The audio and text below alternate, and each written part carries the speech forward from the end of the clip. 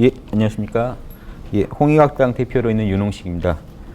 오늘은 조선 선비들에게 국가경영의 지혜를 배워보자 하는 시리즈 2탄으로 정약용의 탕론이나 원정, 원목 이렇게 세 편을 살펴보겠습니다. 한 편 한 편들이 짧아요. 그래서 세 편이라 하더라도 그렇게 많이 걸리진 않을 것 같습니다. 원래는 율곡의 성학지묘를 먼저 하려고 그랬는데요. 사정상 정약용의 탕론을 먼저 보고 율곡을 보는 걸로 하겠습니다. 그런데 이제 이 세 개가요 이어집니다. 먼저 정도전에 지난 시간에 본 조선 경국전에서 조선을 어떤 정치 양심 이론이죠. 사랑을 베푸는 왕이 진정한 보위를 유지할 수 있다 하는, 그래서 양심에 기반한 정치론을 제시했었는데 그러면서 한 왕조한테 그걸 맡기다 보니까요 보완책으로 재상권을 강화하죠. 재상, 즉 공부한 선비들, 양심에 대해서 진짜 전문가들은 선비들이거든요.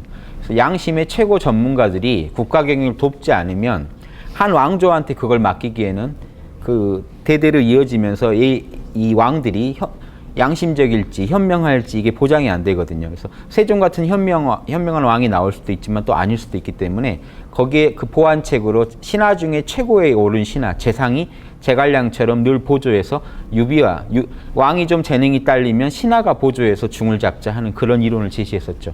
그래서 율곡의 성학지묘도 마찬가지입니다. 율곡도 그 왕을 보조해가지고 총명한 신하들이 도를 이룬, 즉 양심을 제대로 아는 신하들이 보조해가지고 도와가는 시스템을 주장합니다.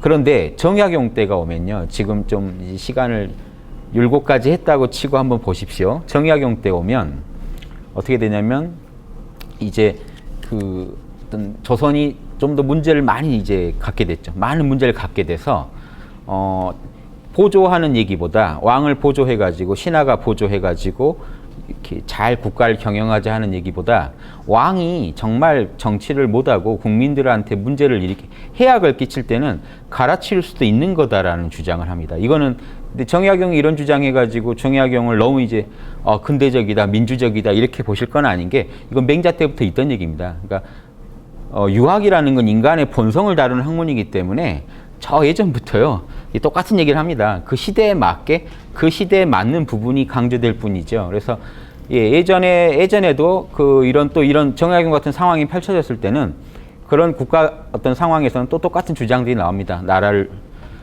임금도 백성에서 뽑아서 배출하는 거기 때문에 백성이 주권을 가지고 있다 이런 식의 사고가 나옵니다. 동양에도 계속 나와요. 그러니까 동양이 서양 이론에 비해서 뭔가 좀 후질 거다 뭐 이런 식 접근도 하지 마시고요. 또 정약용이 이런 주장했다고 해서 정약용은 근대적이다 또 이렇게만 생각하셔도 안 됩니다. 이건 유학 이론에서 나오는 거예요. 정약용이 그 중에서 이런 부분을 강조한 거죠. 그래서 서양에서 제시한 최고의 민주주의 이론들이요, 주권이 국민한테 있다, 주권이 국민한테 있다는 얘기는요 이거죠. 정부와 우리는 계약 관계라는 거죠. 사회계약론에서요. 정부랑 우리는 계약 관계고 국민이 고객이고 그 정부는 서비스 업체죠.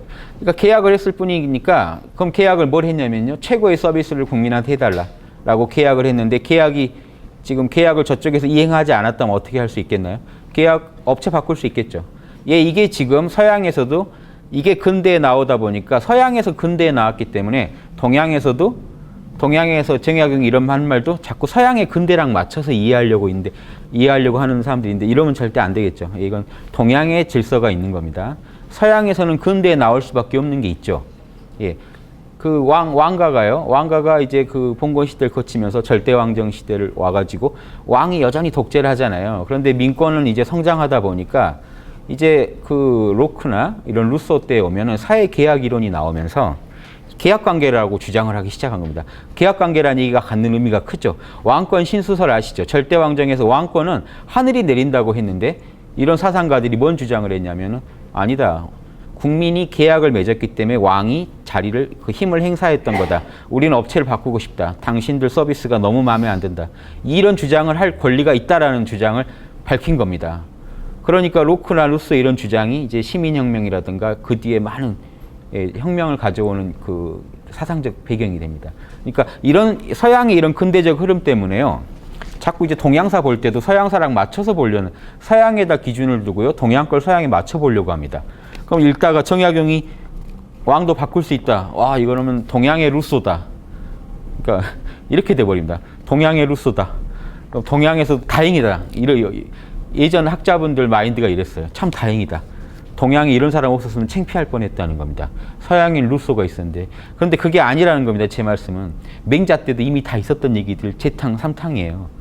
그러니까 동양은 그럼 맹자도 근대다. 이렇게 얘기하시라는 게 아니라 동양은 인간에 대한 본성에 대해서 좀 더 정밀한 분석을 했기 때문에 이럴 수밖에 없다는 얘기가 이미 인간이 할 수 있는 일에 대해서요. 가능한 답들이 이미 제자백과 시대에는 늦어도 그때는 다 정리가 됩니다. 예, 동양에도 그게 이미 그런 사상이 정리가 돼요. 그 후에 시대에 맞춰서 그때그때 필요한 아이디어들을 고전에서 갖다 쓰는 겁니다. 지금 우리가 또 고전을 보는 이유도요. 지금 이거 왜 보십니까? 이게 도움이 돼요. 이걸 읽으시면요. 또 갖다 쓸 게 있어요. 그러면 또 현대인가요? 이런 식입니다. 우리가 또 이걸 갖다가 만약에요. 제가 지금 맹자를 가지고 강의를 하죠. 그럼 또 이걸 읽다가 아, 맹자는 현대다. 막 또 이렇게 가실 겁니다. 그런 게 아닙니다. 본성이 변치 않아서 그래요. 인간에게는 변하는 부분이 있고 변치 않는 부분이 있기 때문에 변치 않는 부분에 대해서 얘기를 해놓으면요. 이거는 1000년 후, 10,000년 후에도 또 쓰여요. 지금부터 10,000년 후에도 제가 장담하건대 이 책이 갖고 있는 보편적인 내용은 10,000년 후에도 또 다뤄져야 되고 또 활용되게 돼 있습니다. 맹자가 갖는 그 보편적인 얘기는요. 사회계약, 그 서양에서 나온 사회계약 이론 같은 거기에 그런 상응하는 맹자가 제시한 이미 민본사상. 그 맹자 때 제가 말씀드렸죠. 백성이 제일 근본이다. 임금도 하찮하다. 그 다음 임금보단 나라가 중하고 나라보단 백성이 중하다. 이런 마인드는 이거는 어느 시대고 인간이 모여서 정치라는 하나의 조직을 만들면 반드시 필요한 근원적인 얘기이기 때문에 지금 와도 쓰이는 거고 조선시대에도 그대로 먹혔던 겁니다. 그래서 다사는 이런 부분을 강조해가지고요. 당시 조선왕조에 대해서 한번 비판을 한 겁니다. 아시겠죠? 정도전과 율곡까지는 정도전 나라를 세우는 입장이고 율곡은요. 나라를 한번 쓰다 보니까 좀 문제가 생겼어요. 그런데 잘 고쳤으면 된다 정도의 수준이었고 정약용 때가 오면요. 나라가 지금 좀 심각한 위기다. 그러려면 정치에 대해서 다시 한번 생각해 보자. 과연 이런 왕조 체제를 이시왕조 유지하는 게 옳은지 한 가문이 왕조를 계속 끌어가는 게 옳은지에 대해서 근원적으로 한번 다시 생각해 보자 하는 시대였던 겁니다. 그래서 이제 이런 글들이 나옵니다. 보시겠습니다. 읽으면서 제가 같이 또 말씀드릴게요. 자, 탕론은 탕왕에 대한 얘기인데요. 탕왕 아시나요? 탕왕? 예, 우리나라랑 또 연결이 돼 있는 부분도 많이 있는데 자, 이거 하나 그려놓고 한번 시작해 볼게요. 우리나라가 있고요. 이쪽에 요동 문화죠. 요서 해가지고 요화 문화. 여기에 이제 예전 우리 고조선이 있다는 땅인데요. 고조선. 여기가 항하면 항하 유역에 이제 지금 우리가 아는 중원 문화가 있죠. 중원이라고 하는데요. 지금 이제 중국의 동북공정도 또 제가 자주 설명드렸지만 한 번씩 또 동북공정이 지금 어떤 식 논리를 펴는가도 이해하시면서 또 이 탕의 은나라나 이런 고대 황제나 이런 얘기를 한번 해볼게요. 그 얘기를 가지고 이제 정혜영 선생님이 이야기를 풀어나가니까요. 지금 이런 황제니 이런 오제, 동양에서 제일 오래된 임금들 오제가 있는데요. 사망오제라고 3명의 황과 5명의 제입니다. 그래서 후대 진시황이 이 황을 같이 쓰진 않았어요. 황제를. 진시황 때 자기가 제일 이 둘을 합친 것만큼 위대하다고 황제란 말을 처음 썼습니다. 황과 제를 나눠 썼어요. 그래서 여러분이 아시는 요임금, 순임금 이런 분들은 제예요. 오제 중에 한 분이고요. 사망은요. 2페이지 보시면 사망이 있죠. 복희씨, 신농씨, 황제 헌원씨라고 합니다.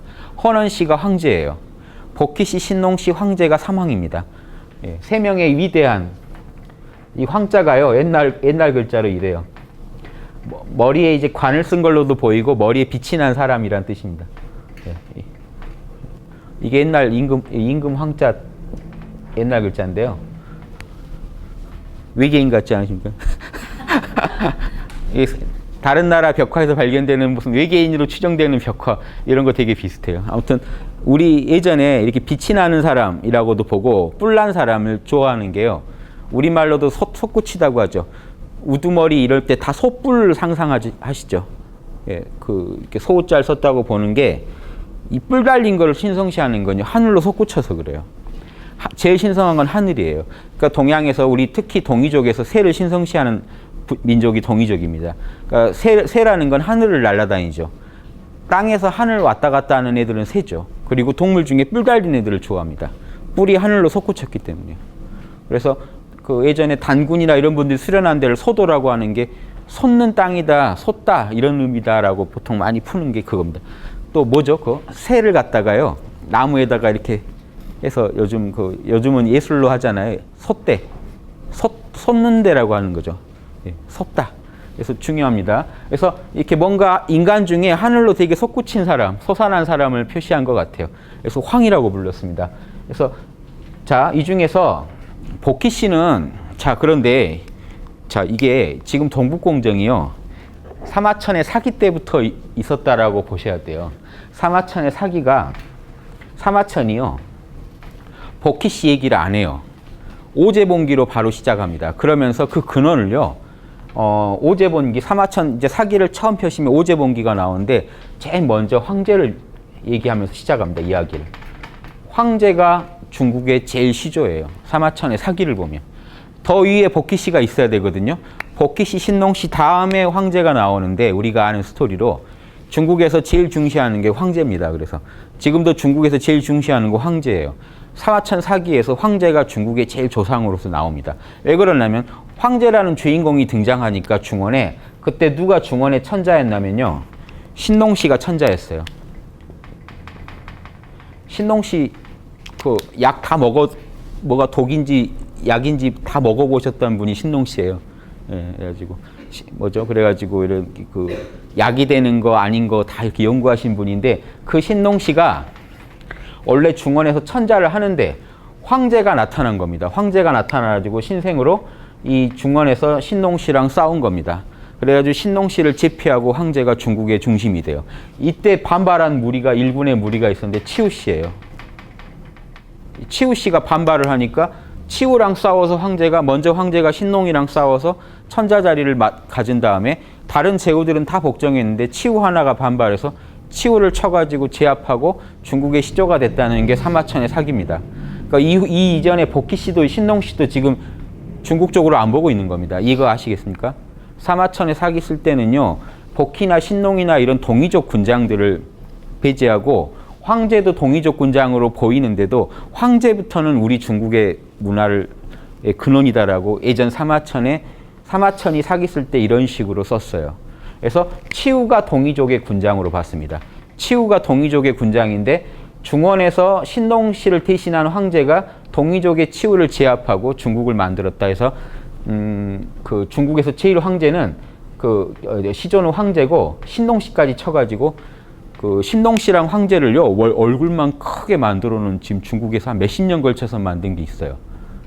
그랬는데 그렇게 만들어 오고 있었는데 최근에 동북공정을 했잖아요. 이 고조선 땅을 파본 거예요. 이 동북공정은 여기 조선족이나 다 살잖아요. 이 부분 역사를 어떻게 해결할 건가, 처리할 건가 해가지고 북한까지 관련해 가지고요. 나중에 북한이 붕괴되거나 할 때 여기 또 들어갈 수 있게 여기 이 부분 역사를 한번 정리하자고 시작했던 일인데 하다 보니까 고조선 쪽의 역사가 황하강 쪽보다 어마어마하게 높게 나와 버렸어요. 10,000년 전까지 올라가 버렸어요. 여러분 어떻게 하시겠어요, 지금? 있는 그대로 양심적으로 얘기하시면 이 훌륭하신 분인데 이거 어떻게 다시 한번 조작을 한 겁니다. 그럼 어떻게 할까요? 여기서 지금 중국 측 교수들이 어떻게 주장하냐면요. 황제가 여길 지금 홍산 문화라고 하는데요. 홍산 문화가 한 10,000년 전 거 아니고요. 이 지역을 파면 10,000년 전까지 나오고 이건 한 5,000년 전 됩니다. 홍산 문화에 보니까 중국의 문화의 원형이 다 있는 거예요. 그러니까 황제를 동이족으로 지금 중국이 주장합니다. 황제가 동이족이고 신농 씨를 동이족이 내려와가지고 동이족인 황제가 내려와서 중원에 새로운 문명을 전파했다는 식입니다. 신농 씨를 제압했고 치우 씨는 이쪽에 있는 묘족이라고 봅니다. 그래서 이 삼태극처럼 이 셋이 만나면서 중화민족이 이루어졌다고 해가지고 시작부터 우리는 여러 그 부족이 만나서 만들었다 해가지고 지금 3조시를 지었습니다. 3명이 다 조상이 됐어요. 이해되시죠? 이걸 합쳐버립니다. 황제가 동이족이 되고 치우가 이제 동이족에서 빠지는 지금 현재의 역사 이런 왜곡하고 이렇게 하고 있습니다. 이걸 좀 아셔야 됩니다. 자, 이런 느낌 보시면서 그러니까 복희니 신농인이 지금요 중국에서 주역을 만든 사람으로 복희 씨가 제일 유명한데도 그 사마천의 사기에 빠져 있죠. 그런데 재밌는 게 옆에 주역개사전 보면요, 이 페이지 보시면 주역개사전에 옛날 복희 씨가 천하의 왕 노릇을 했다라고 분명히 있잖아요. 주역개사전에선 나옵니다. 그러니까 공자님이요, 공자님 제자들께서는 이 말이 나와요. 왜 그러냐면요, 공자님은요 은나라 황족이에요. 은나라 왕족의 후손입니다. 그러니까 은나라에서 그 황실에 그 은나라 제일 마지막 망할 때 누구죠? 주왕에서 망했는데 주왕의 이복형이 송나라 가가지고 송나라 제후를 했거든요. 그러니까 전 왕조의 이제 후예들을 나라를 하나씩 줘서 보냈어요. 그래서 거기에서 이 송나라를 맡았는데 그분이 후사가 없이 돌아가셨어요. 그래서 동생한테 그 왕자를 넘겨줍니다. 그 동생분이 그 공자의 시조입니다.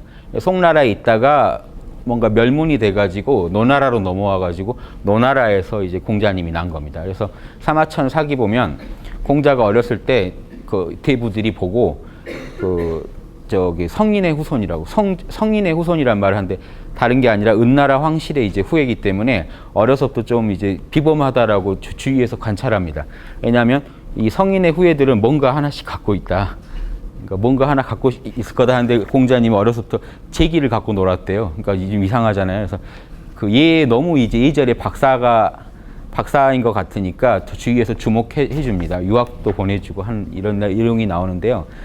그런 것처럼 이제 공자 같은 경우는 은나라 자기가 후예이기 때문에 지금 보십시오. 이런 원리로 들으면 중국의 현재 논리가 이 홍산 문명에서 동이족 문화가 황제를 통해서 중국에 수입이 됐고 그 후로 퍼진 게 은나라라는 겁니다. 그래서 은나라는 동이족이라는 주장을 지금 중국이 하고 있어요. 그럼 그 얘기는 뭡니까? 은나라가 동이족이라고 그러면 그리고 한 고조선 이 홍산 문명에서 한 일족이 내려가 가지고 고조선이나 부여를 만들었고 지금 북한을 이루고 있다라고 주장합니다. 그래서 이 전체가 한 족속이 되는 겁니다. 지금 중국의 이론에는. 그래서 북한이 망하면요, 중국이 얼마든지 관여할 수 있게 역사적인 이미 토대를 다 만들어 놨습니다. 근데 저게 북한까지만 얘기인가요? 남한까지 아닙니까? 남한 백제가 세웠는데 백제가 부여족인데요. 지금 부여가 다 홍산 문화의 후손이라는 건데요. 한 일파는 내려가서 고조선 부여를 만들고 한 일파는 내려와 가지고 황제를 거치면서 여기서 은나라를 만들었다는 게 지금 현재 중국 입장입니다. 근데 이게 이 부분이 또 이 부분이 틀린 건 아니에요. 맞는데 중국 위주로 지금 설명이 되고 있다는 게 문제죠. 역으로 말하면 지금 우리도 여기까지 다 주장할 수 있는 거 아닙니까? 이해되십니까? 역으로 이렇게 나갈 수도 있는 겁니다. 근데 문제는 담벼락 여기서 끊어져 있잖아요.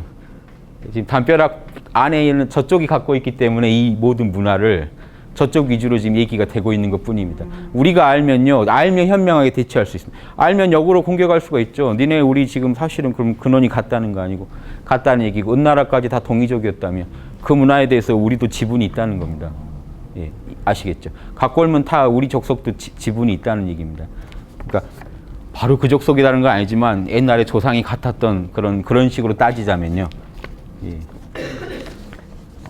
그런 얘기도 좀 아시고. 근데 재밌는 게 주역개사전 공자님 쪽에서는 복희씨를 자꾸 치죠.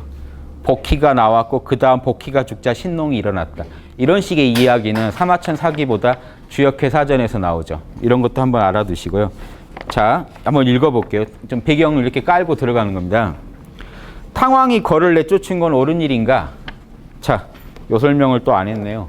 자, 이건 이것대로 하고 그럼 여기서 이 황제의 뒤를 이어서 나중에 은나라가 지금 여기를 장악했어요. 전체를 장악했는데 은나라를 처음 세운 왕이 탕왕입니다. 은나라 이전이 하나라거든요. 예, 하나라 이전이 요순입니다.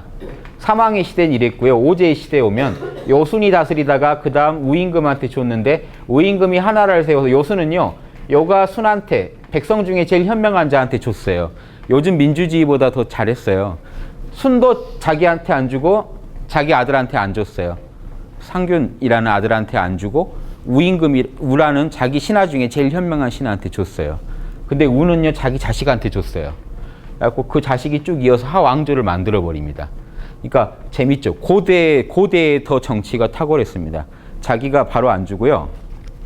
그래서 이 백성 중에 아주 유능한 백성이나 이런 소문이 좋은 소문 들려오는 백성이 있으면요, 현명하다고 들여다가요, 그 요즘 재벌 2세들처럼 교육을 받습니다. 후계자 교육을 시켜요. 순임금이 후계자 교육을 꽤 받았어요.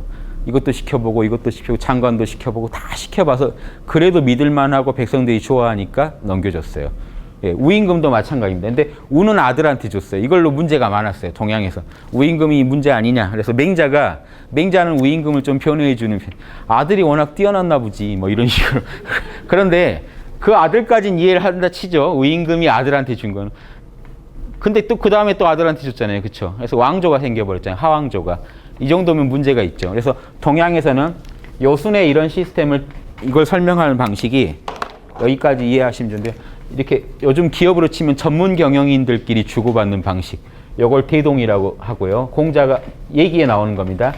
이렇게 우임금 이하로 자기 가문한테만 주는 걸 소강이라고 합니다. 기업으로 치면 소유주 경영은 소강이라고 그래요. 아무리 잘해도 소강이다. 건강한 정도, 조금 편안한 정도다. 진짜 끝내주려면 전문 경영인이어야 된다. 그래서 대동의 모토는 천하위공입니다. 천하가 공 것이다. 한 가문의 것이 아니다. 그래서 율곡도 이 얘기를 하는 겁니다. 원래 대동이 최고인데 대동이 안 될 것 같으면 소강이라도 해야 된다. 이해되시죠? 그래서 조선왕조도 한 왕조를 택했다는 겁니다. 세습을 택했다. 요걸 합니다. 요순처럼 원래 해야 되는데 상황이 여의치 않으니 한 가문한테 맡기고 대신에 유능한 현명한 신하들이 도와가지고 대동의 맛을 살려보자. 이런 게 지금 조선 왕조 율곡이 이렇게 합리화하는 겁니다. 설명하는 겁니다. 근데 이제 지금 정약용은 좀 더 세게 나가고 싶은 거고요. 왜 대동 못하느냐? 우리도 한번 해보자. 이런 식 생각을 하는 겁니다. 자, 이렇게 왔을 때 탕왕이요. 하나라 마지막 왕이 거랑인데 거랑을 탕왕이 치고 거랑이 하도 무도해가지고요. 국민들한테 피해를 주니까 탕왕이 거랑을 치고 은나라를 세웁니다. 예. 그러니까 지금 이 상황입니다. 그러면요. 탕왕이 일종의 쿠데타를 한 거잖아요. 쿠데타를 했는데 탕왕이면 동양 유교에서는 성인이거든요. 성인 취급을 받아요. 황제니 탕왕이 다. 아니 탕왕을 성인이라고 볼 거냐? 그럼 이거 문제가 생긴 겁니다. 성인이라고 볼 거냐? 신하이면서 임금을 해친 역적으로 볼 거냐? 근데 조선왕조 자체가 이성계가 고려 왕실을 치고 일종의 반역을 한 거죠. 반역을 하고 나라를 세웠잖아요. 그러니까 이 반역에 대한 어떤 명분이 있어야 되거든요. 이 명분이 어떻게 설명이 되겠습니까? 아까 같은 사회계약론입니다. 사회는 계약한 거고 한 가문의 것이 아니기 때문에 동양에 이미 논리가 다 있어요. 천하가 원래 공거여야 하고 다만 임시로 한 왕조한테 맡긴 건데 그게 제대로 된 국민한테 서비스를 안 하면 국민의 의지만 확고하다면 국민의 의지를 충분히 반영한 거라면 반역도 가능하다는 겁니다. 이해되시죠? 더 유능한, 더 통치를 잘할 사람이 위로 올라가는 게 맞다라는 얘기를 지금 이 얘기를 왕조 때 하면 좀 이상한 얘기죠. 이건 유교에서는 당연한 얘기인데 한 왕조 밑에서 이 얘기를 자꾸 하면은 조선시대 같으면 어떻게 될까요? 영화 광해 보면 바로 잡혀가서 이제 뭐 불 지지고 이렇게 역모라고 걸리면은 끝장나잖아요. 그래서 가문이 박살날 수도 있고. 자, 이런 일이 자꾸 펼쳐지니까 이런 말을 조심하는 거죠. 그래서 맹자 읽는 것도 되게 조심했습니다. 조선시대 말. 일본은 맹자 잘 안 읽혔다고 하고 막 이런 말이 나오는 이유도요. 맹자는 그런 말을 하거든요. 이런 경우에 맹자 마인드는요. 탕왕이 걸 죽인 거는 제일 무도한 놈을 국민의 대표로 죽인 거니까 이거는 신하가 임금을 죽인 게 아니고 한 무도한 자를 그냥 죽인 것 뿐이다라고 이렇게 이 말을 맹자가 했거든요. 그러니까 지금 이런 얘기가 서양에서는 근대에 나온 사회계약론에 맞먹는 이런 아이디어들이 이미 다 있었다는 겁니다. 동양에는. 그래서 이렇게 정치를 하고 있었고요. 자, 이 정도 배경 보고 이제 얘기 쭉 가겠습니다. 탕왕이 거를 내쫓은 건 옳은 것인가? 신하가 임금을 친 것은 옳은 것인가? 탕왕은 분명히 성인이라는데 성인이 왜 이런 짓을 했을까? 이제 이런 의문이 든다는 겁니다. 이르노니 내가 말해보겠다. 이것은 옛날의 도다. 이것도 도다. 이것도 하나의 도다. 정치가가 백성들을 괴롭히면 갈아치울 수도 있다. 이것도 하나의 도다. 탕왕이 처음 한 것이 아니다. 그리고 탕왕이 처음도 아니다. 그러니까 당시에 탕왕이요. 모든 반역의 원흉처럼 얘기를 하는데 아니다. 지금 먼저 했나요? 황제가 처음 했잖아요. 황제가 자기 임금이던 신농을 쳤잖아요. 그 얘기를 하는 겁니다.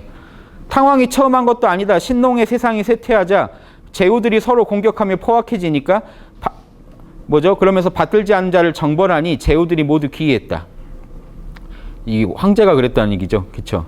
신농의 세상이 쇠퇴하여 제후들이 아주 포악해지니까요. 받들지 않은 자를 정벌해가지고 제후들을 모이 기이시켰다. 그리고 그러다 염제 신농씨와 판천의 들에서 싸웠으니 3번 싸워서 뜻을 얻어 신농씨를 대신하였다. 염제는 신농씨입니다. 염제 신농씨를 황제가 그렇게 깼다는 겁니다. 이게 사기의 오제본기에 보인다. 이것은 신하가 임금을 친 것이니 황제가 먼저 한 것이다. 탕왕이 먼저 아니다. 탕왕 뭐라고 하지 마라. 황제가 더 문제다. 만약 그렇게 따지면. 근데 황제는 중국의 시조요. 삼왕으로 치니까 유가에서는 성인급이거든요. 삼왕오제는요. 유교에서는 임금이자 성인들로 추앙받는 존재들입니다. 근데 그런 존재인 그 중에 제일 그 위에 있는 중국의 사마천 사기에서 제일 위로 보는 황제가 맨 먼저 했다.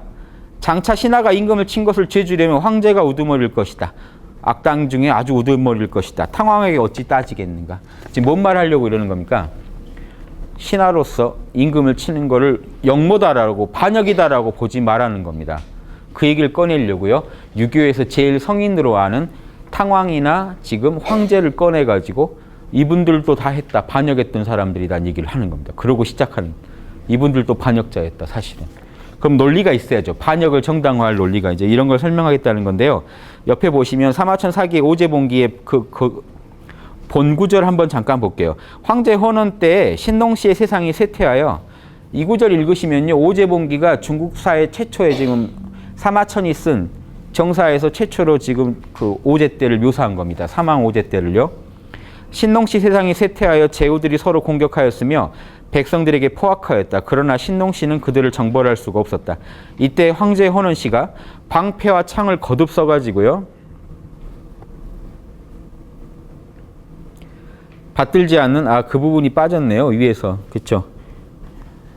원문에는 있는데 황제 헌원이 방패와 창을 거듭 써가지고 받들지 않는 자들을 정벌했다 하는 그 부분이 빠졌네요. 위에서. 받들지 않는 자를 정벌했다 해서 주어가 없죠. 예, 그래서 밑에 구절 참고해서 보십시오. 황제 헌원 씨가 방패와 창을 거듭 써서 받들지 않는 자들을 정벌하였다. 이에 제후가 모두 와서 복종하였다.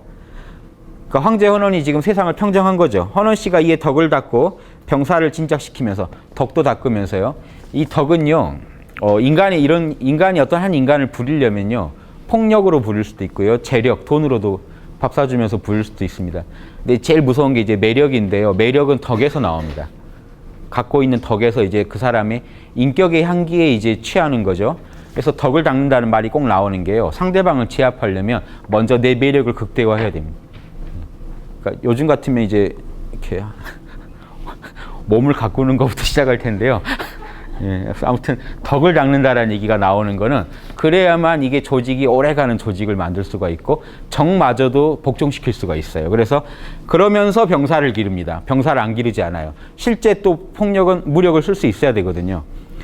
그래서 두 가지를 갖추면서 5 오행의 기운을 다스리고 5 종자, 오곡을 잘 기르고 백성들을 잘 먹여주면서 그러면서 준비한 겁니다. 사방을 바로잡고 또 웅비 이런 게 다 동물 이름들이거든요. 웅곰이고요. 비도 큰 곰이고 비휴 이런 아주 맹수들인데 호랑이 뒤에 추호.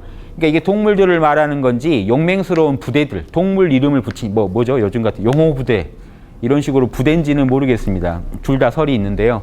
아무튼 이런 군사력을 기르면서 이런 동물들을 훈련시켜서 썼다고 해도 무섭죠. 아무튼 이런 어떤 군사력을 강하게 기르면서 염제 신농씨와 판천의 들에서 싸워가지고 3번 싸워서 천자가 됩니다.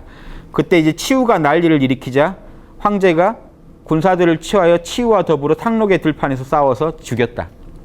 이게 우리나라 역사서 같은 데 보면 이때 치우가 안 죽었다. 오히려 황제가 졌는데 사마천 사기에 이렇게 말한다 하는 이설이 있는 부분입니다. 이건 중국 입장이에요. 어디까지나. 치우라는 동이족 군장을 쳐서 죽이고 동이족까지 제압했다. 이런 얘기를 하는 겁니다.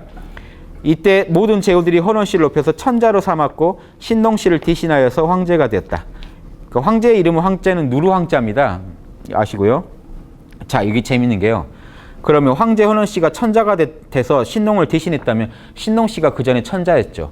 근데 왜 신농 씨부터 시작하지 않을까요? 요것도 아셔야 됩니다. 그러니까 밑에 주역개사전에 복희가 천하의 왕노릇했다. 천자했다는 겁니다. 복희가 천자를 했었고 그 다음에 신농씨가 대신해서 천자를 했다라고 써 있는데 왜 황제부터 시작하느냐는 거죠. 사마천의 사기는. 신농씨는 주역이 아니죠. 예, 이런 거. 그래서 복희나 신농은 대표적인 동이족의 천자들입니다. 동이족으로서 천자하던 사람들이에요. 그러니까 이런 거에 대한 좀 이것도 이해하시면 재밌습니다. 중국 입장에서는 황제부터 시작하고 싶은.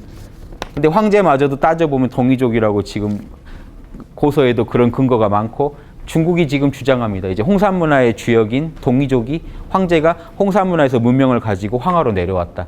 그래서 그 전에 황하에서 천자노릇하던 신농씨를 쳤다. 이제 이런 식으로 이야기를 전개합니다. 자, 그런데 재밌는 게요.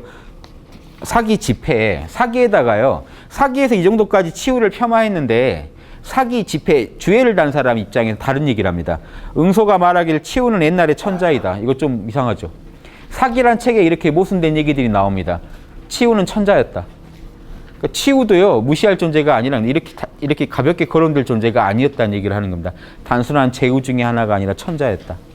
이해되십니까? 이런 것까지 알고 보시면 재밌죠. 그 다음에 사기 정의예요.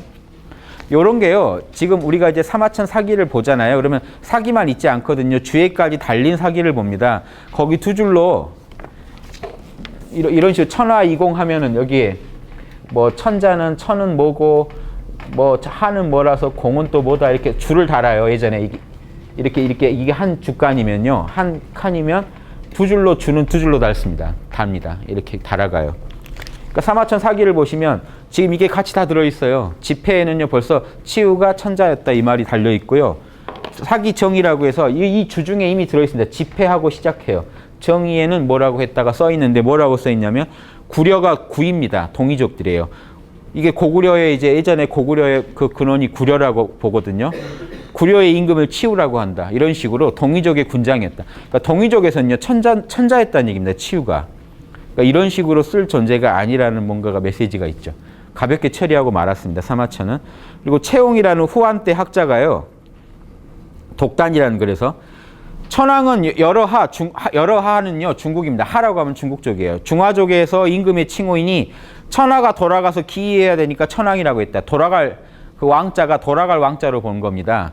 그런데 천자는 이적 오랑캐들의 칭호이니 동이족의 칭호라는 겁니다. 하늘이 아버지고 땅이 어머니니까 그 중간에 있는 자식, 하늘의 자식으로 인간을 다스리는 대표자니까 천자라고 했다. 이렇게. 자, 이 얘기는요. 천자라는 게 우리 중화족에서 쓰던 군장 이름이 아니라 동이족 임금 이름이었다. 이 얘기 재밌죠. 그럼 사마천 사기에서 황제가 천자가 됐다. 신농을 대신했다. 이런 모든 것들이요. 사실은 동이족 문화의 배경을 깔고 있다라고 보셔도 됩니다.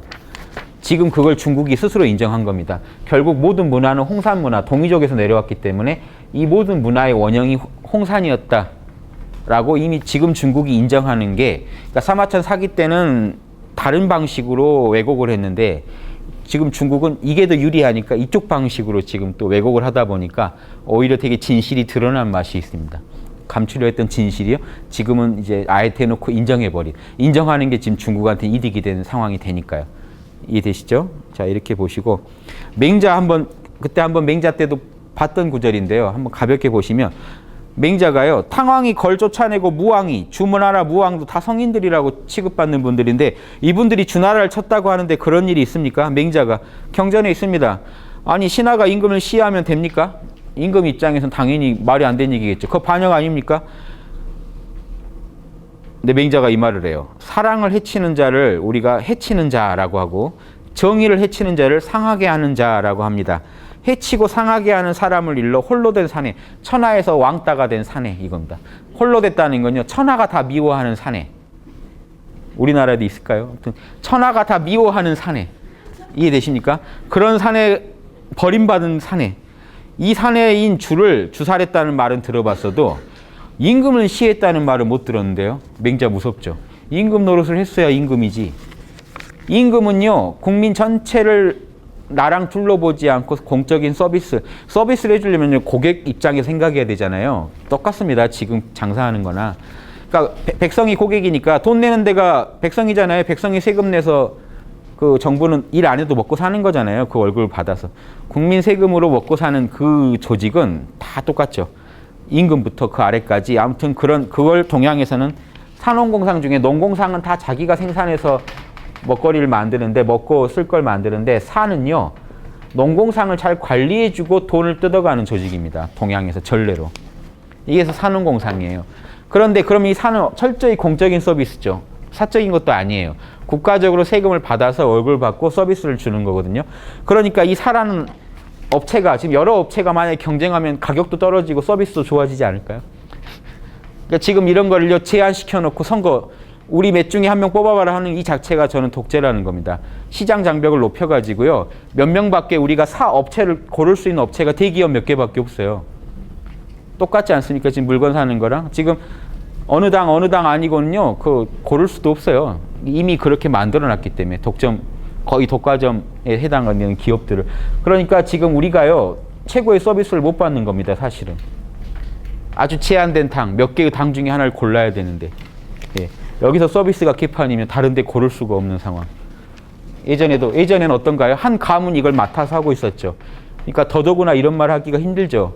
그러니까 이제 왕 입장에서는 한 가문이 왕을 계속 하는 입장에서는 어디 그런 반역 아닙니까? 탕왕도 하니까 아닙니다.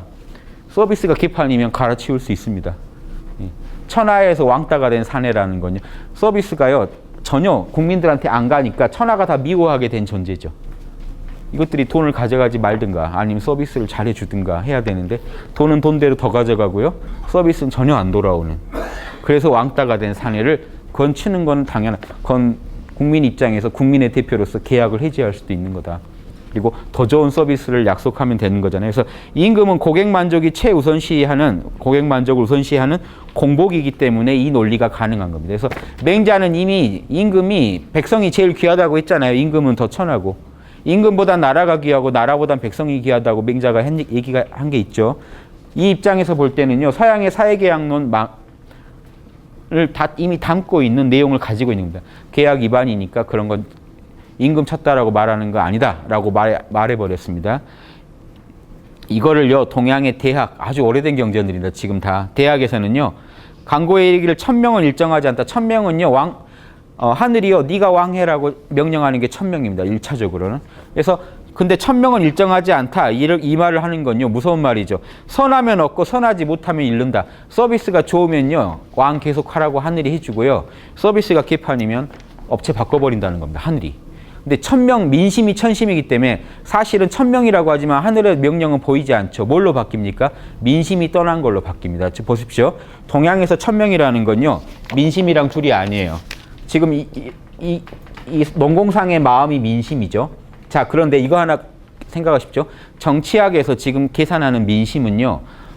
여러분의 어떤 단순한 개인적인 욕망이 아니에요. 욕망이라 하더라도 국민 전체적인 욕망, 국민 전체에 걸려있는 마음을 민심이라고 합니다. 지금 국민들이요. 각자 품고 있는 마음이 아니라 국민 모두에게 이익이 되는 마음이에요. 그래서 국민들은요. 우리 국민한테 그게 해가 된다, 이익이 된다는 걸 알고 있죠.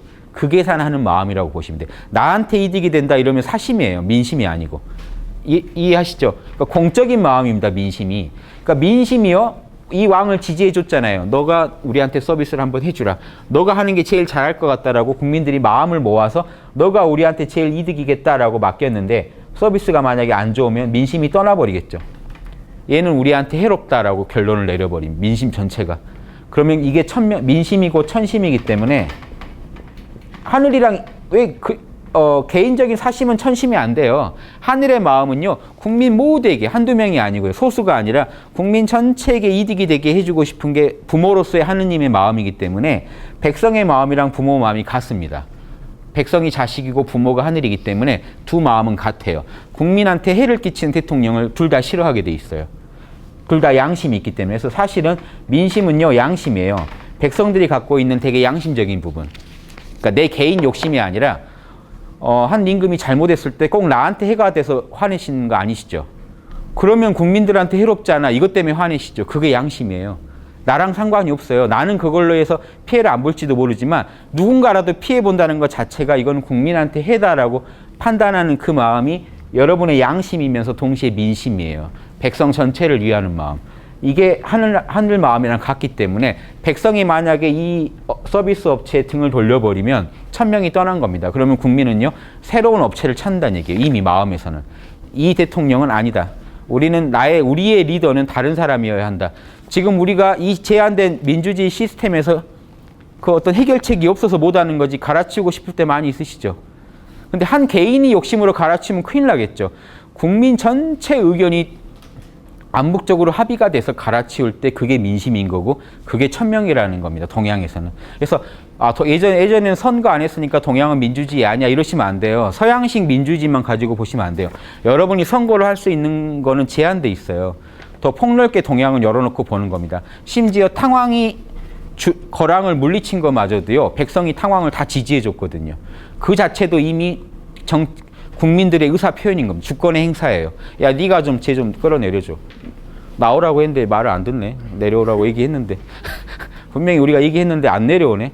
너가 좀 가서 끌어줘 하고, 다음, 야, 우린 너희 업체한테 맡길게 하고 탕왕한테 맡겨버린 거예요. 그래서 탕왕이 이게 쿠데타가 단순한 반역이 아닌 겁니다. 이해되십니까? 탕왕이 반역이 아닌 이유는요, 백성들이 탕왕을 지지해줬기 때문에 그래요. 그러니까 민심이 움직여버리면요, 이거는 반역이라고 말을 못해요. 민심이 탕왕한테 이제 거랑을 버리고 탕왕한테 당신들이 우리 이제 서비스를 좀 해줘야겠어라고 맡겨버리면요, 그 전 업체는 빨리 나가줘야 하는 업체가 돼버리겠죠. 그때 일어나는 거는 반역이라고 안 보는 겁니다. 동양의 이론은 이런 게 있어요. 이걸 잘 아셔야 돼요. 서양 이론보다 훨씬 더 현실감이 있고, 그 사회계약 이론 같은 걸 이미 다 깔고 있는 겁니다. 계약 이론을 다 깔고 있는 거예요. 그리고 이런 양심, 두 가지 서양의 양대 사회계약 이론을 다 껴안고 있어요. 제가 이걸 다시 설명드릴게요. 아무튼 무슨 내용인지만 아시면 됩니다, 지금. 자, 동양의 정치론 한번 설명해 볼게요. 민심, 백성의 양심인데 백성 모두를 위하는 마음입니다. 민심이라고 할 때는. 우리 민심은 뭐죠? 우리 동네가 뉴타운 되기를 원한다. 이러면 민심이 아니에요, 그거는. 그 동네 좋은 일이죠. 집값이 오르면 우는 사람도 나오잖아요. 그러니까 또 그걸로 인해 다른 문제가 생기고, 그런 게 아니고 국민 전체한테 모두에게 도움이 되는 걸 바라는 마음이 있죠. 그게 민심이고 양심입니다. 그래서 그런 민심이라야 바로 천심이 되고, 정부가 백성을 위하는 양심을 존중해주면 정부가요, 먼저 양심적이어야 돼요. 자, 보십시오. 여기 이거 하나면 충분합니다. 산업공상에서 그러면 서비스를 할 때 어떻게 해야 되나요? 고객 입장에서 해야 되죠. 고객 입장에 산다는 게 정부가 양심적으로 움직여주는 겁니다.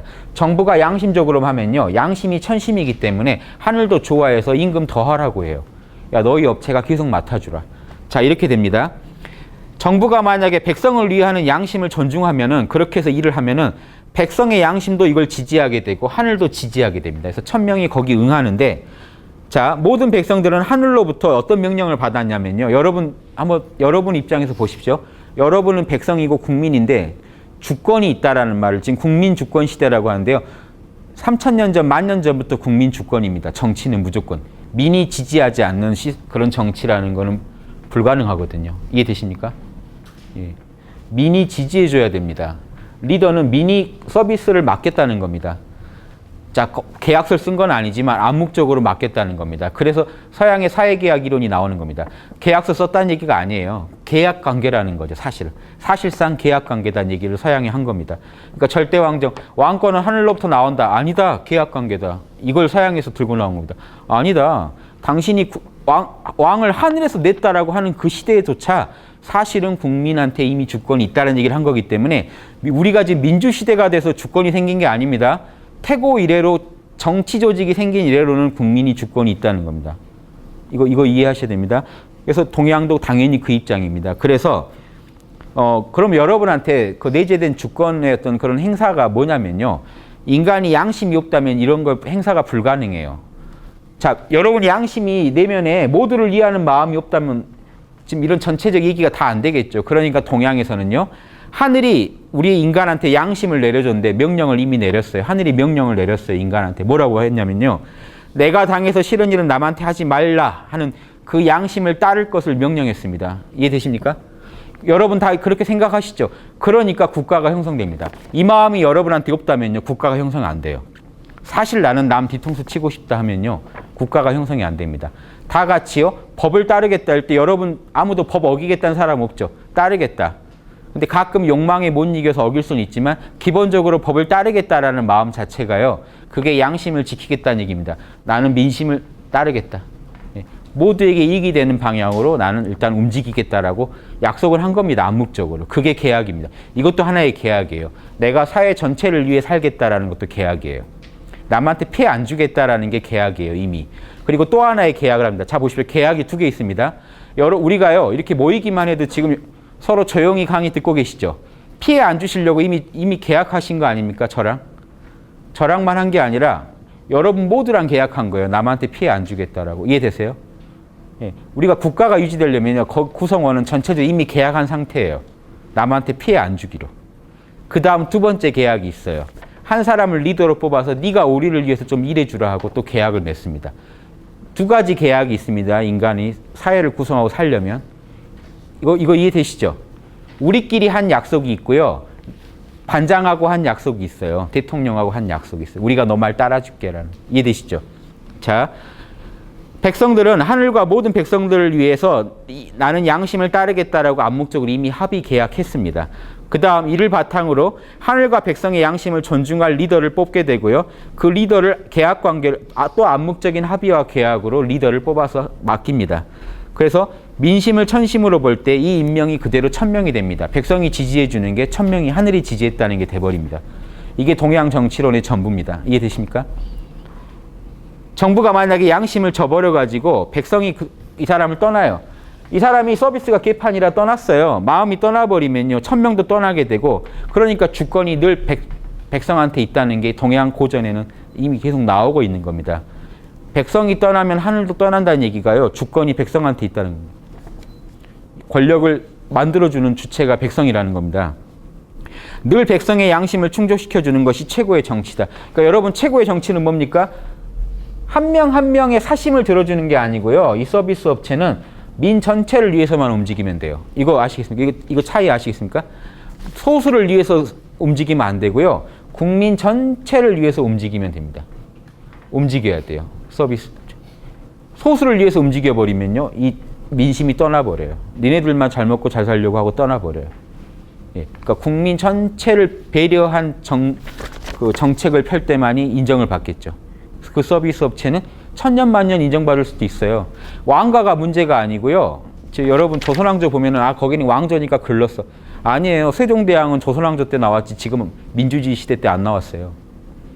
예. 그러니까 왕조냐 아니냐가 중요한 게 아니라는 거예요. 이 계약 관계를 정확히 이해한 리더가 나오면요. 세종 같은 리더가 됩니다. 아, 나는 백성들로부터 그 월급 받으면서 일하라고 이 자리에 왔지 하고 밤낮으로요. 언어가 없네. 말을 만들어주고요. 국방이 약하네. 김종서, 최윤덕해서 국방을 개척하고 이런 식으로 막 일하는 밤 안 자고 잠 안 자고 열심히 막 일하는 그 마음이 이걸 이해하지 못한 사람한테는 안 나오겠죠. 그래서 영성지능이 높고 양심적인 리더가 나와야만이 이 양심이란 걸 이해한 리더, 이런 철학을 가진 리더라야만이 이걸 해줍니다. 안 그러면요. 나 좀 돈 좀 잘 벌던 사람이다. 어떤 특수 재능이 있던 사람이다. 앉혀놓으면 개판이 돼요. 왜냐하면 이 서비스가 전체를 위한 서비스여야 되는데 소수를 위한 서비스를 자꾸 해버립니다. 그 소수라는 거 특히 자기 동생, 막 형제, 친척일 확률이 높죠. 이래버리면 다수는 화내는 게 맞지 않나요? 근데 갈아치울 수도 없어요. 현 제도에서는. 그러니까 옛날은 더 화끈하죠. 내려와. 딱 몽둥이 들고 야 내려와. 이렇게 할 수도 있다는. 탕왕이 그랬죠. 자, 근데 탕왕이 혼자 가가지고 대뜸 내려와 하면요. 이 사람도 이상한 사이코예요. 민이 다 지지해 줄 때예요. 민이 야 너가 가서 얘기하라고. 사실은 어떤 상황입니까? 탕왕과 거랑은? 거랑 밑에 서비스 받고 있는데 서비스가 개판이에요. 근데 어느 날 전화가 와요. 우리 쪽으로 옮기시면 이학금 다 해주고 이렇게 다 해주겠다. 그래서 옮겨버렸어요. 이쪽으로. 탕왕으로 이미 다 옮겼어요. 백성들이. 탕왕 거 쓰고 있었어요. 이미. 그러니까 탕왕에 가가지고 야 좀 나가라면 나가라 하고 밀어낸 겁니다. 자, 이 정도 깔끔한 그 반역이 역사적으로 많지 않죠. 대부분 안 그래요. 대부분 또 다른 사이코가 나왔어요. 이 사이코를 대체할 사이코가 나와서 강제로 내가 니들한테 해주마 하고 또 뺏은 다음에 또 뺏어요. 더한 짓을 해요. 보통은 이러게 되는데 역사상 탕왕이나 이런 사람들은 공정하게 했다라고 비교적 평가를 받는 분들이니까 지금 맹자가 칭찬해 준 겁니다. 안 그런 경우들도 나옵니다. 자, 마지막까지 읽고 지금 이제 지나갈게요. 정약용의 이 글을 읽은 이유가 동양 정치론의 좀 맛을 보시라는 거니까요. 지금 이런 전반적인 흐름을 잘 이해하시면요. 정약용의 마인드도 이해할 수 있습니다. 자, 늘 백성의 양심만 충족시켜주면 그게 최고의 정치다. 국민의 주권을 존중하는 것은 정부가 양심적으로 정치를 하여 국민의 양심을 존중하고 국민의 이익을 위해서 복무하는 것이다. 이런 정치가 대동정치고요. 대동정치라는 뜻은 모두에게 이익이 되는 정치라는 거고요. 왕도 정치는요. 진짜 공익을 중시하는 왕이 다스리는 정치라는 뜻입니다. 동양에서 대동, 왕도 하면 끝이에요. 이게 최고의 국민들이 몇천 년간 받고 싶었던 서비스예요. 지금까지 그런데요. 우리나라는 세종대왕이 해준 서비스가 제일 좋았기 때문에 지금까지도 세종대왕을 광화문 앞에 또 기리고 또 오늘 한글날인데 또 한번 또 기리고 하는 겁니다. 그분이 글 안 만들어줬으면 어쩔 뻔했습니까? 그렇죠. 지금 우리 이런 의사소통도 힘들었잖아요. 지금 한문 쓰고 있었을 거예요. 이두 더 어려워요. 이두도. 자, 이해되시죠? 자, 이런 최고의 서비스를 지금 우리가 이미 혜택을 누리고 있어요. 이런 한글 같은 걸로. 그러니까 이런 서비스 해줄 사람 더 없냐는 겁니다. 그러니까 앞으로 대선에서 누군가를 뽑으실 때도요. 이런 기준으로 보셔야 돼요. 우리한테 실질적인 서비스, 국민 전체를 위한 서비스를 할 사람, 소수를 위해 서비스할 사람은요. 그 소수만 좋아할 겁니다. 뭐 지지율이나 이런 거 봐도 알겠죠. 소수만 지지하는 그런 업체는요. 좀 다른 사람들을 위해서 서비스를 안 할 확률도 있겠죠. 그러니까 이런 걸 전반적으로 보시면서 한번 하십시오. 자, 로크의 사회계약론은요. 아주 지금은 이해하기 쉬우실 겁니다. 지금 우리 민주주의의 바탕이 된 이론들인데 보십시오. 정부는 국민과 계약을 맺어 국가를 구성한다. 계약관계라는 겁니다. 만약에 이렇게 계약한 대로 서비스를 안 하면 어떻게 합니까? 계약을 이행하지 않을 경우는 국민은 저항할 수 있다. 그래서 로크는요. 대의민주제나 제한군주제를 좋아했어요. 네, 그렇게 이게 뭐냐면 국민들이 항거할 수 있는 권리를 가진 군주라든가 권리를 국민에게 인정한 그런 군주나 아니면 의회를 만들어서요. 국민의 대표를 보내가지고 국민을 대변하게 하자. 요 정도. 그런데 보십시오. 동양의 정치론보다 서양의 이론들은요.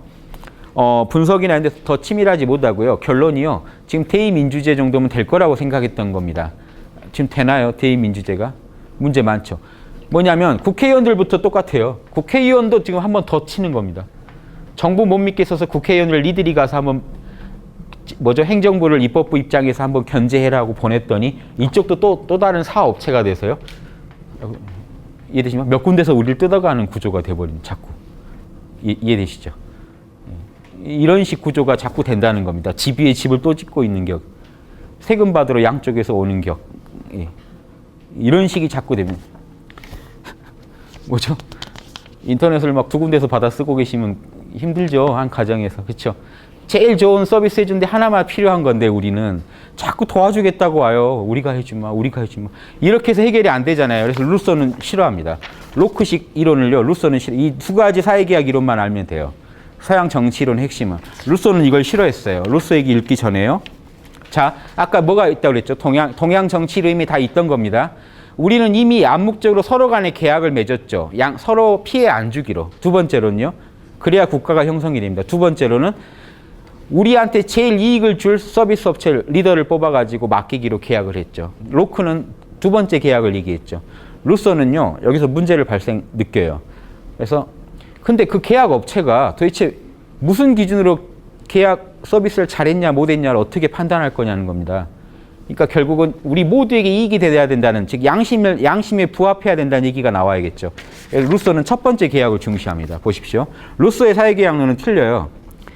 루소의 이 이론이요. 프랑스를 무너뜨렸습니다. 프랑스 시민혁명의 직접적인 사상적 배경이에요. 루소의 얘기 보십시오. 정부는 일반 의지, 정부를 어떻게 축소해서 이해해요. 집행부, 즉 행정부는요. 일반 의지가 우리가 말한 양심이다. 보십시오. 민심을 갖다가 루소는 일반 의지라 그래요. 모두를 위한 의지. 일반 의지, 공익을 추구한 의지, 합당하게 정치할 때 국민의 지지를 받을 수 있다. 일반 의지를 어길 때는 그만두게 할 수 있다. 즉 루소는요. 보십시오. 루소는요. 집행부를 별로 하찮게 생각해요. 대통령이나 지금 이런 행정부를. 그러니까 행정부는요. 국민의 하인이라고 생각해요.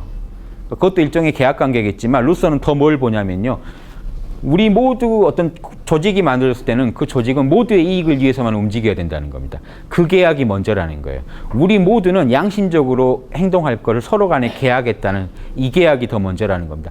이 두 가지 계약은 동양의 정치론에 다 녹아있죠. 근데 루소는 두 번째 걸 중시해요. 즉 그래서 우리끼리 이미 양심을 어기지 말자고 계약을 했잖아요. 그게 제일 중요하다는 겁니다. 우리가 대통령한테 복종하는 게 아니라는 거예요. 우리 양심에 복종하는 거지. 예. 이해되십니까? 여러분이 이미 주인이라는 겁니다. 여러분이 주인이고요. 여러분이 전체를 위해서 계약을 한 건요. 여러분을 위해서 한 거잖아요. 여러분은 그냥 모든 정치의 제일 주체라는 겁니다. 그래서 정부는요, 행정부는요, 그냥 여러분들이 고용한 사람이라는 거예요. 계약관계로도 안 쳐요. 여러분 간의 계약이 더 중요하다는 거예요. 공동체와 여러분이 맺은 계약. 그래서 여러분은 그 계약에 복종할 뿐, 그 왕한테 복종하는 게 아니라는 겁니다. 여러분의 여러분을 위해서, 즉 일반 의지를 위해서 그 왕이 복무해야 되는 거지 여러분이 거기에다가 복종하는 게 아니라는 겁니다. 그래서 그 일반 의지를 어기는 정부는요, 얼마든지 그만두게 할 수 있는 거고요. 국민들은 정부에 복종하는 게 아니라 오직 일반 의지, 모두에게 이익이 되는 그 양심에만 복종한다는 겁니다. 이걸 계약했다는 거예요, 우리가. 그래서 국가가 생겼고 인민주권, 여러분한테 주권이 있기 때문에 법도 여러분이 만들어야 된다는 거예요. 여러분 마음에 드는 거, 여러분한테 제일 도움되는 건 여러분이 아는 거니까 여러분이 직접 법을 만들어야 된다는 거예요. 그래서 입법권은 국민이 갖고 여러분이 이미 만든 법대로 니들이 해라 하고 그 영역을 맡기듯이 정부한테 맡긴다는 겁니다. 그러니까 직접 민주주의를 주장해요, 이분은. 이해되시죠? 이 두 가지 사상만 아시면 되는데, 자, 그런데 이 두 가지 다 현실성이 없죠. 어떻게 여러분이 법을 만들어요? 그러니까 동양은요, 이미 이런 문제점까지 다 알고 있는 거예요. 결국에는 리더한테 계약해야 된다.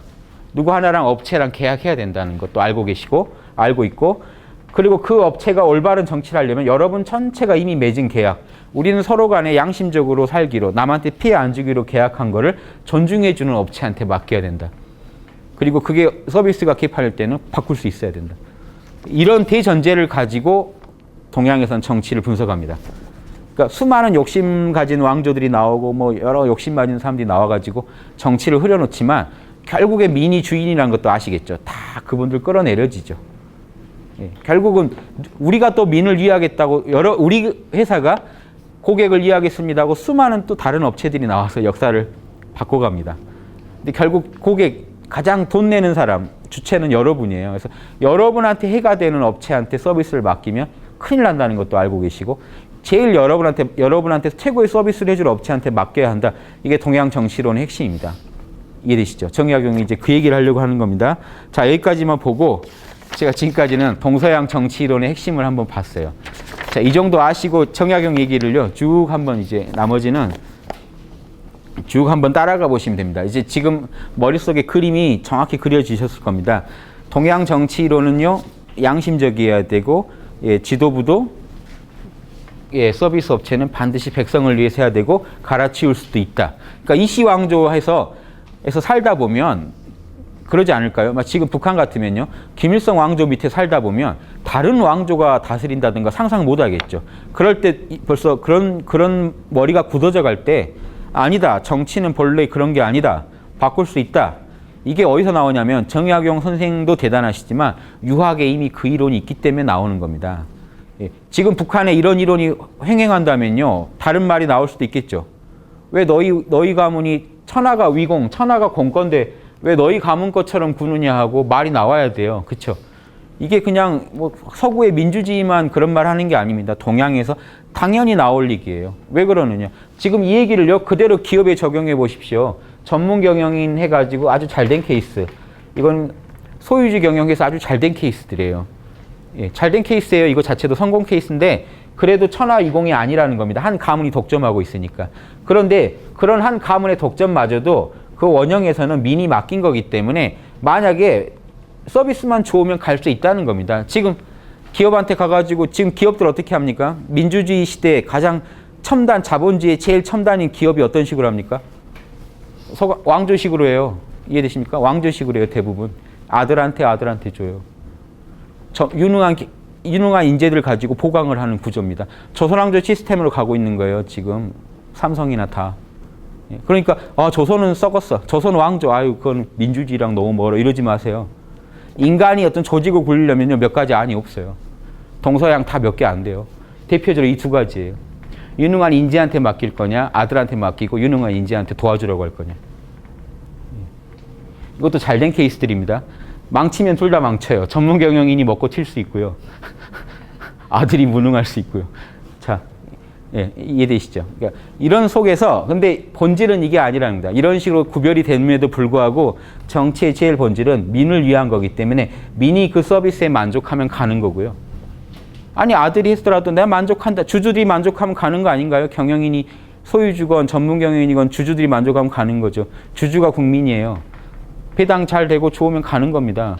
근데 서비스가 부실할 때는 바꿀 수도 있다는 겁니다. 요게 정치의 제일 본질이라고 주장하는 겁니다. 아시겠죠? 자, 대저 천자는 리더는 어떻게 된 것이냐?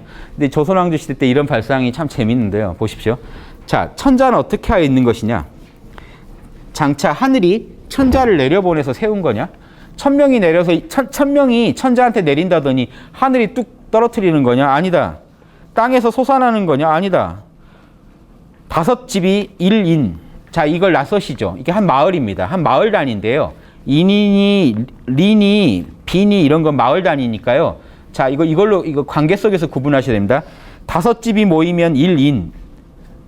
다섯 집 있잖아요. 다섯 가정을 일인이라고 부른 겁니다. 그러면 다섯 집 중에도 짱이 있겠죠.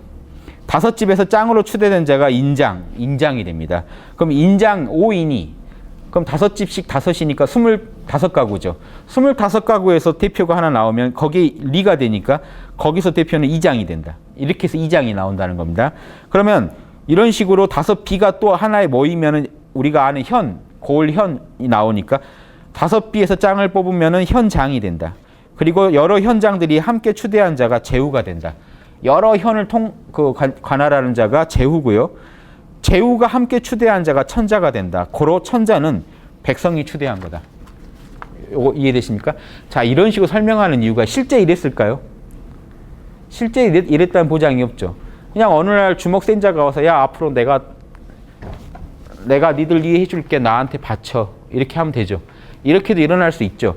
하지만 본질이 그렇다는 겁니다. 본질이 뭐냐면 그렇다 하더라도 민이 거기에 공감해 주니까 바친 거죠. 민이 인정해 준 거예요. 즉 그러니까 이거를 갖다가 그 근원적으로 한번 그 근원적인 모습을 한번 추적해 본 겁니다. 그럼 어떤 구조냐 결과 이런 한 리더가 올라가는 구조가 뭐냐? 한 마을에서 인정해 줘야 한 마을의 짱이 형성이 된다는 겁니다. 이런 식이면 여러 마을이 인정해 줘야 그 고을을 다스리는 사람의 권한이 생긴다는 겁니다. 그러니까 꼭 현실적으로 이런 식이 아니었더라도 이런 식으로 인정받은 거랑 다름이 없다는 겁니다. 이해되시죠? 여기서 반장을 하나 뽑으면 여러분이 다 인정해 준 거죠. 그럼 반장들끼리 모여서 그 반장의 대표를 반장이 여러분의 모든 이해관계를 대변한다고 가정할 때 그 반장이 모여서 누군가 하나를 뽑으면 우리 전체가 그 사람을 지지해 준 거죠. 결과적으로 말하면 천자라는 거는 백성 한 명 한 명이 지지해 줘서 됐다는 겁니다. 이거 이해하셔야 됩니다. 그래서 천자는 무리가 추대한 거다. 즉 하늘에서 떨어진 사람이 아니다. 보십시오. 민이 맡긴 거지. 민이 서비스를 맡긴 거지 하늘에서 떨어진 사람이 아니다. 대저 무리가 추대하면 이루어지고 무리가 추대하지 않으면 이루어지지 않는다. 그러므로 다섯 집안이 화합하지 못하면 만약에요. 다섯 집안이 서비스를 못 받아요. 화합하지 않는다는 얘기는 다섯 집이 서비스를 전혀 못 받으면 누가 문제인 거죠? 아까 인장이라는 사람 있죠. 그럼 인장 바꿔 치워야죠. 인장 갈아 치워야 된다. 다섯 인이 12가구가 아니 25가구가 화합하지 못하면 25가구가 서비스를 못 받으면 누구를 갖다가 탄핵해야죠? 누굴 끌어내려야죠? 바꿔야죠. 이장을 바꿔버려야 됩니다. 즉 이거 조선시대 때 이런 사고를 한 겁니다. 즉 서비스가 개판이면 바꿔야 된다. 안 바꾸고 두는 것 자체가 문제가 있다라고 보는 겁니다. 예, 이해되시죠? 자, 만약에 9후 800은 제후들이에요. 9후랑 800이 화합하지 못하면 어떻게 됩니까? 천자를 바꿔야 된다. 9후 800은 천하에 지금 9제후, 8제후 이런 사람들이 제후들인데 그 제후들이 지금 다 난리가 났다는 건 천하가 화합하지 못하면 천하가 서비스를 못 받고 있으면 천자를 바꿔버려야 된다. 9후와 800이 천자를 바꾸는 것은 5가가 인장을 바꾸는 것과 25가가 이장을 바꾸는 거랑 같다. 즉 이 케이스가 탕왕입니다. 탕왕이 제후 중에 아주 으뜸이었어요. 그 제후 중에 으뜸인 탕왕이 대표로 가서 천자를 바꾼 겁니다. 이해되시죠? 이게 반역이 아니라는 겁니다. 정당한 주권의 행사라는 겁니다. 이해되시죠? 물론 내 개인적인 욕심으로 바꾸려고 하면은 그건 아니겠죠. 그러니까 그런 경우도 얘기가 나옵니다. 바꿈에 있어서도 자 바꿀 때도요. 천자 집안을 싹 죽여버리고 끝내면 이거는 아닌 거죠. 그렇게 안 한다 원래는. 자 생각해 보십시오. 제후 8명 제후 중에 하나가 네가 천자해라 해가지고 천자를 했는데 천자를 잘 못했어요. 인소를. 그러면 끌어내려서 제후시키면 되죠. 죽일 필요는 없죠. 이해되십니까? 25가 중에 한 명이 2장 했으면 2장 못했다고 죽이실 거예요? 그 집안을 없애버리자. 이게 아니죠. 야, 너 다시 평민으로 돌아와줘. 평민으로 돌아와. 다른 사람이 2장하게. 그러니까 지금 이런 발상은요. 리더에 대해서 신성시하고 그 왕이 내린 거라든가 하늘이 내린 거라든가 어떤 리더에 대해서 이렇게 보고 있지 않은 거죠. 그냥 국민을 위해서 서비스하는 데라고 보는 겁니다. 잘 리드하는 걸로 제 몫을 하고 돈을 받는데. 자, 그렇게 보는 겁니다. 그러니까 막연한 신성시가 아니라는 겁니다.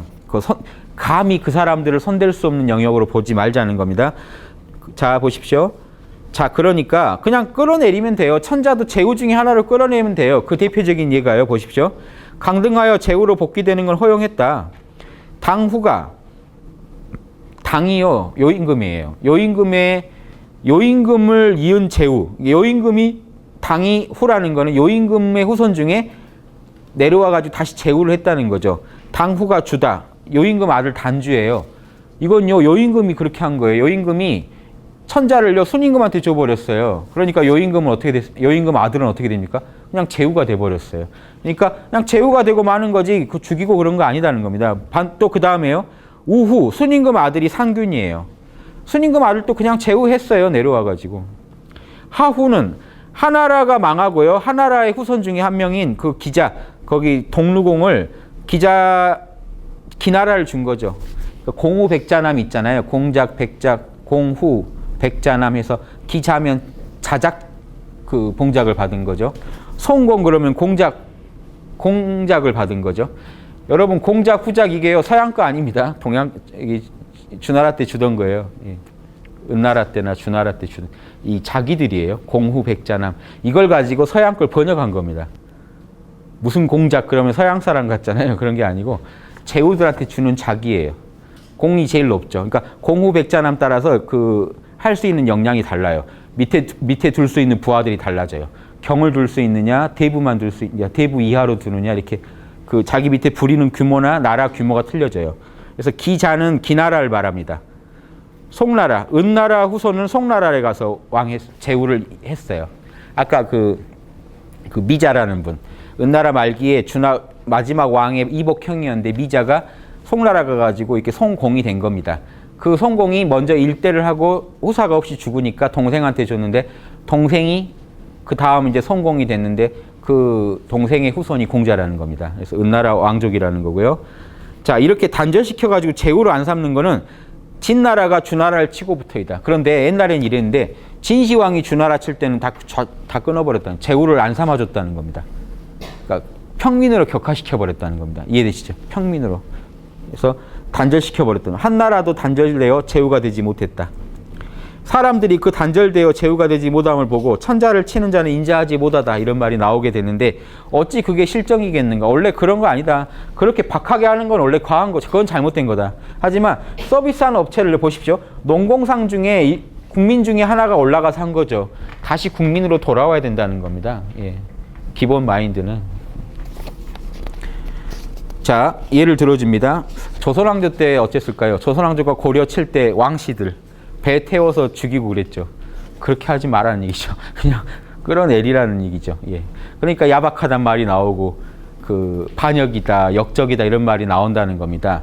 본 취지는 만약에 고려에서 조선 가는 것도요. 고려가 이런 서비스를 제대로 고려 왕족이 못했으면 천하가 이성계한테 이씨 왕조한테 부탁을 하면 이씨 왕조가 천하의 뜻을 국민의 뜻을 못 버리겠다 하고 하면 그거는 반역이라 하더라도 명분을 갖게 될 수 있다는 겁니다. 실제 그랬는지 모르지만요. 아무튼 그러니까 근데 고려 말에 많은 충신들이 반발하고 하는 건 또 안 그런 정황도 있었기 때문에 그랬겠죠. 그래서 예, 그러니까 그런 어떤 사태 단순히 그 상황만 보는 게 아니라 정약용은 어떤 의도로 민심이 어떻게 움직였냐가 더 중요합니다. 민심이 좋아해 줬느냐 아닌가 버렸는가. 어차피 주권은 민한테 있기 때문에요. 민이 그 업체를 인정해 줘야 되잖아요. 대신 하라고. 이해되시죠? 뜰에서 춤추는 사람이 64명인데 한 사람을 선발해서요.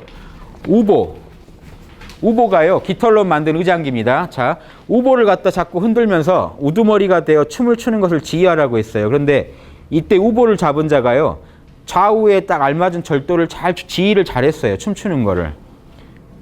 이거밖에 안 된다는 겁니다. 리더라는 거는. 천자도요, 별게 아니라 우리 같이 있다가 여러분 중에 하나가 나와가지고 여러분을 지휘 인솔 하면요, 천자라는 겁니다.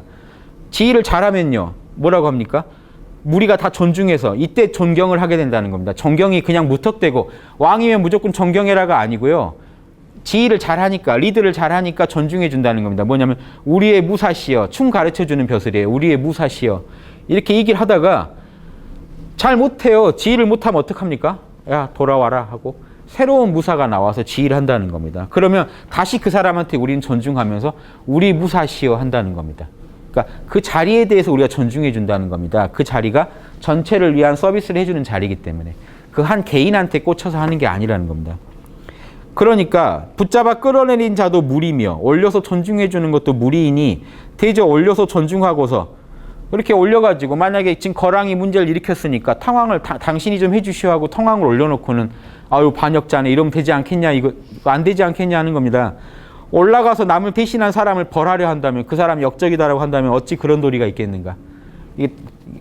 이거 정혜영 선생의 이 글은 참 위험 소지가 많은 글이죠.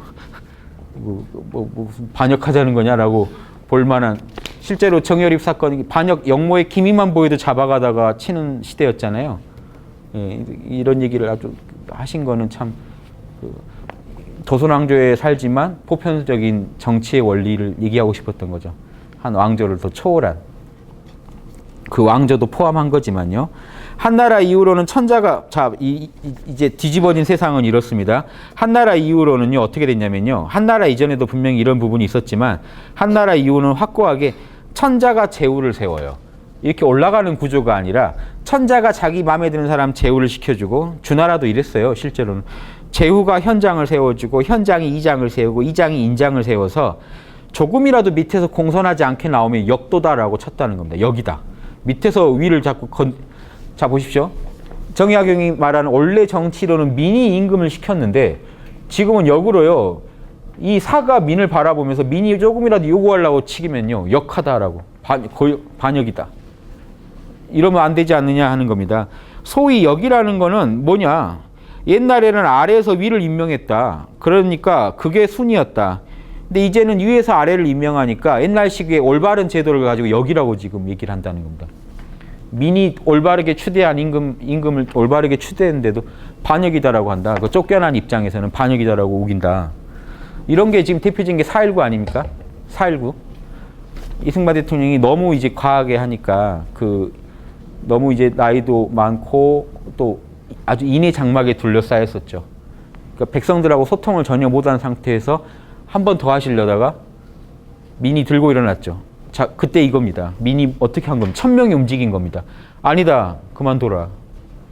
지금 당신이 우리를 서비스할 상황이 아니다. 그러니까 그러면 쫓겨난 거잖아요. 그래서 뒤집었죠. 대통령을 쫓아냈죠. 그런 상황이 됐죠. 그러면 그때 떠나는 입장에서는 역도다라고 주장할 수 있는 거죠. 역도다. 근데 정약용 선생의 이 이론은 사회계약 이론과 같이 그걸 지지해 주는 겁니다. 4.19를 설명해 줄 수가 있어요. 왜 정당한지. 그게 민이 아니라 원하지 않으면 정당성을 잃게 된다. 권력은 민이 인정해 줄 때만, 민이 이 계약 관계를 유지하고 싶어 할 때만 유지되는 거다. 지금 이 얘기를 한 겁니다. 그러므로 자, 이제 잘못된 케이스들이에요. 왕망인이 전환을 갖다가 타도하고요, 신을 건국했습니다. 새로운 나라를. 대표적인 역적들이죠. 그 역사상 평가받는 조조, 위나라 무제죠. 사마이, 사마중달이요. 조조 부하이면서 나중에 그 손자가 또 서진인가 나라를 세웠습니다. 유유, 남조 때 이제 송나라를, 그 전나라 무너뜨리고 송나라 세운 양반이고요. 소연도 우리가 아는 달마 얘기 나온 있죠. 양무제. 이분이 불교를 그렇게 좋아했어요. 그러니까 이분도 근데 결국은 전 왕조를 쫓아내고 자기가 왕이 된 겁니다. 그러니까 한 분 한 분은 다 대단한 양반들이죠. 그런데 이분들이 만약에 이런 공심에서 이렇게 했으면은 좋은 소리 듣겠죠. 근데 이제 만약에 반대로 하면 역이죠. 자, 이런 등은 역이지만, 그건 역도 맞다. 하지만 그거는요, 이런 조건에 맞지 않는다. 그러니까 이거는 개인적인 사심으로 한 거니까 역도 맞지만, 무왕이니 탕왕이니 황제니 등은 아주 밝은 황제고, 밝은 왕이고 성스러운 황제들이다. 백성을 위해서 추대된 사람들, 백성이 뽑아서 임명한 사람들이다. 그 사람들을 뭐라고 하면 안 된다. 이해되시죠? 백성이 임명을 안 한 업체는 갑자기 자기들이 뛰어들어가지고 기존 업체를 갈아치우면 그거는 역일지 모르지만, 백성이 임명했는데 그거 안 나가고 버티면서 역이라고 부르면 안 된다 하는 겁니다. 그 까닭을 모르고 번번이 탕왕과 무왕을 깎아내려 여순보다 낮추고자 한다면 어찌 이른바 고금의 변화에 통달한 자를 하리요. 장자가 말하기를 쓰르라미는 봄과 가을을 알지 못한다라고 했다. 요 말 아시죠? 쓰르라미는 여름만 살잖아요. 그러니까 봄, 가을을 몰라요. 그러니까 하나만 알고 둘을 모르는 사람을 지금 얘기하는 겁니다.